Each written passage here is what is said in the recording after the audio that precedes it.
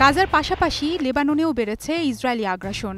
গেল রবিবার দক্ষিণ লেবাননের বিন্ত জবেইল শহরে বিমান হামলা চালায় ইসরায়েল। হামলায় ৫ জন নিহত হয়েছেন বলে জানায় লেবানন সরকার।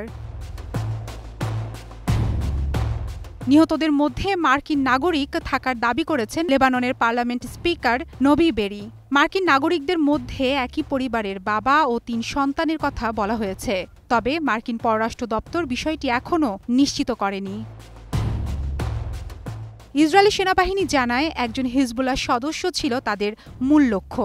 বেসামরিক নাগরিক নিহতের ঘটনায় দুঃখ প্রকাশ করে বিবৃতি দেয় ইসরায়েলি প্রতিরক্ষা বাহিনী আইডিএফ।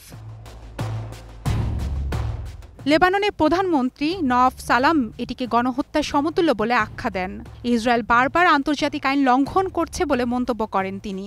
জাতিসংঘের শিশু বিষয়ক সংস্থা ইউনিসেফ এক টুইটে ৩ শিশুর মৃত্যুকে দুঃখজনক ও অগ্রহণযোগ্য বলে অভিহিত করে। যুক্তরাষ্ট্রের মধ্যস্থতায় ২০২৪-এর নভেম্বরে ইসরায়েল ও লেবাননের সশস্ত্র গোষ্ঠী হিজবুল্লাহর মধ্যে একটি যুদ্ধবিরতি চুক্তি হয়। চুক্তি ভঙ্গ করে ইসরায়েল হামলা চালানো অব্যাহত রেখেছে। এদিকে জাতিসংঘ সাধারণ অধিবেশনে অংশ নিতে নিউ ইয়র্ক অবস্থান করছেন লেবাননের প্রেসিডেন্ট জোসেফ আউন। সেখানে তিনি চুক্তি ভঙ্গের বিষয়ে জাতিসংঘের নেতাদের প্রয়োজনীয় পদক্ষেপের আহ্বান জানান।